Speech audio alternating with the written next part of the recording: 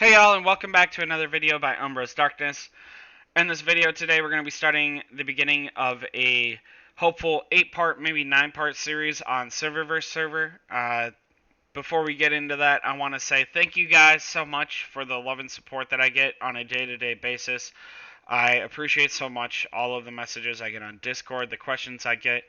If I ever sound short to you guys, I just want to let you know I do message you guys at times when maybe I shouldn't be, like at work, and so that's why sometimes I'm a little bit short with my answers. I'm never upset. I'm never unhappy. I'm very proud, and it does feed my ego that you guys want to hear my opinion on the subject matter. So thank you guys for asking. Thank you guys for trusting in my advice. Without further ado, I'd like to get into the video today. There are two topics that we're going to cover. We're going to do a quick summary of the three-part topic or three-part series that I did earlier, and then we're going to do the building server server. So the first part that I want to cover, quick summary of different parts of that three-part video. I really think you guys should watch that three-part video before watching this 8-part series or 9-part series. But quick summary: there are 7 days. It's on a 7-day rotation for server versus server, and the 7th day rotates in between Groundhog and Kill Event. Day 6, you get to choose. If you're not Queen 22, if you are Queen 21 or less, you should be choosing Gathering. If you are Queen 22 and have T8 ants or above, you should be choosing Hatch Soldier ants. You should not be investing into anything else than that. And you should time out your server days with your colony actions. On the specific day, I'll be blending up how I'll be showing you guys how I do it, where I recommend doing it, things like that. And I will go in depth on my Saturday video as to why I choose what I choose for Saturday. All right, so that's a quick recap of my 3-part series. It has way more data in there, a lot more information. I hope you guys watch it. It will explain a lot of what I'm saying here. If you have any questions here, try and watch that series and then ask your questions. So without further ado, let's get into today, which is the building day. Building day is probably one of the easiest server days. All that you do, or all that there is available for Anthill development, that's what building day is called, is buying diamonds, so pay to play, and building power. As you can see, 1 point of building power is worth 1,000 points, and buying 1 diamond is worth 200 points.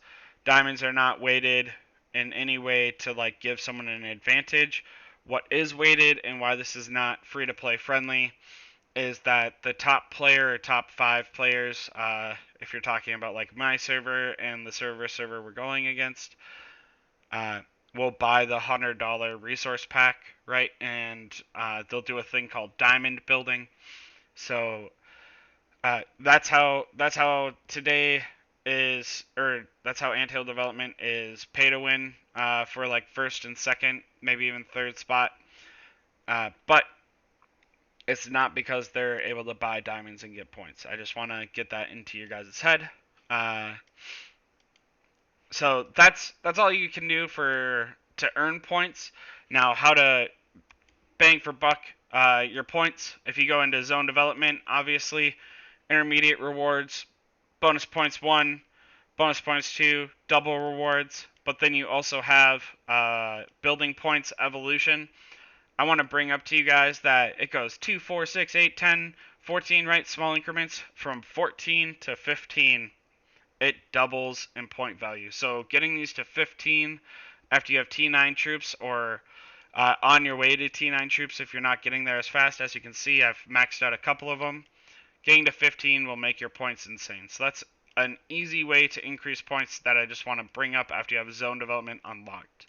Do not bring this above level 5 until you have zone development double rewards unlocked. Get to double rewards first, right? Max out points bonus 2, so that way you benefit every day.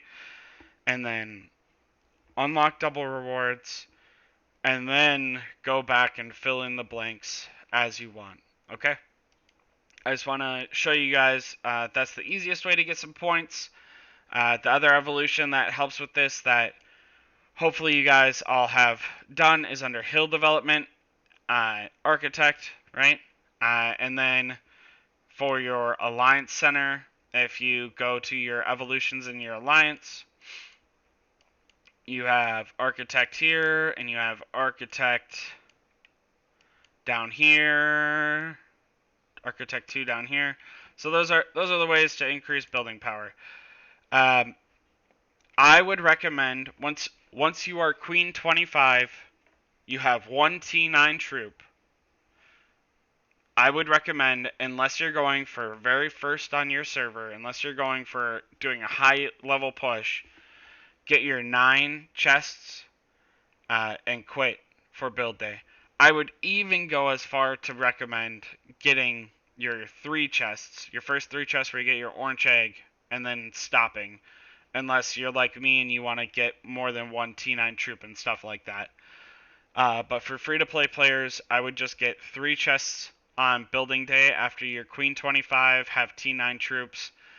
I would just get 3 chests and save your resources for other days.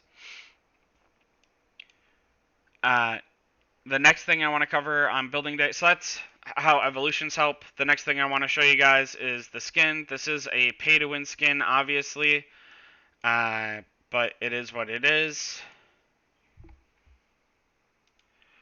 This one costs $20 from the store. Construction speed plus 0.5%. It's debatable whether or not this is pay-to-win, whether or not this is useful at all. Because if you're like me, if you're smart, if you know what you're doing for server versus server and CAs, after you have double rewards unlocked, you have a bunch of diamonds, you get a bunch of speed ups, and construction speed doesn't really matter. I still prefer having gathering speed up, so that way while my troops are out gathering, which I do 23 hours a day, I'm getting the most points. Alright. Alright, there are 2 more things that I want to talk to you guys about. Colony actions, how I would do them, and then how I would start the troops building, or how I'd start the building upgrade. So I would start these building upgrades as soon as they help. I would leave like 2-3 hours of time. It's not a big deal to speed up 2-3 hours. You can do the calculations if you're super into that type of thing, right? So right now at level 24, it's 99 seconds, and I get 26 times. And then I have to go into my alliance center. I have to look at my evolutions inside of my alliance, see how much my alliance help is. This is plus 20 seconds, just so you guys are aware. So each one of my helps is 99 seconds plus 20 seconds. So I just leave 2-3 hours into when server versus server is going to start, and I call it good, right? And then I make sure I'm on for a colony action for that time. So for instance, if for whatever reason I want to upgrade my evolution fungi to level 25, which there's no point in doing that, but if I wanted to for whatever reason, it has a 10-day timer. I could have started it during last building day. But obviously I didn't because I'm working on T9 troops. Anyways, or if I go to my carrier or my shooter barrack, right? So after I get T9 carriers this week, I'm going to start my journey to T9 shooters because I want a shot at doing decent on Groundhog. Right now I'm placing top 10, but I would like to do higher. T8 shooter ant, or T8s are available at level 22. I'm going to level 21. It takes 4 days, 9 hours. So if I count back from Monday, Sunday, Saturday, Friday, Thursday, I could start this on Thursday during Special Ant Day, and I'd be fine. And then I'd just speed up to finish during a CA. So the way I would do CAs, which is probably what most of you guys are curious about, is if I look at Monday, this is on UTC time. Again, you can click local time, this button down here. You can click this button, and it'll swap it in between UTC and local time. The way I would do CAs is I would try and do this CA at midnight UTC, or I would try and do this one at 0400 UTC. Monday, server versus server, is the most annoying one because it changes times. After you finish kill event, the next week's server versus server, the Monday server versus server, so build day, doesn't start until 0400 UTC. That's because it takes them time after kill event ends to add up all the points and then find another server closer to you guys. They did it for your benefit, for your enjoyment. Since they started doing it, our matchups have been a lot better. I'm still losing all of my server servers, but they're a lot closer, they're a lot funner. They feel achievable to some degree, right? So I just want to bring that to you guys' attention after kill event. So for instance, this week is kill event for anyone that's bronze and above. After kill event, it won't start until 0400 UTC. You should be expecting to try and do this. You should line up your buildings to finish during this Anthill development right here that has building power plus 1,000 points. Okay, so that's the most important part about that. Now, on how I would do CAs is that I would do the first CA available for when that starts. So either midnight 30 or 0400 when server opens. I'd finish that CA. And then the other two CAs, because you want to finish 3 CAs a day, right? The other 2 CAs that I would do is I would line them up to do each use of 1 minute speed ups, right?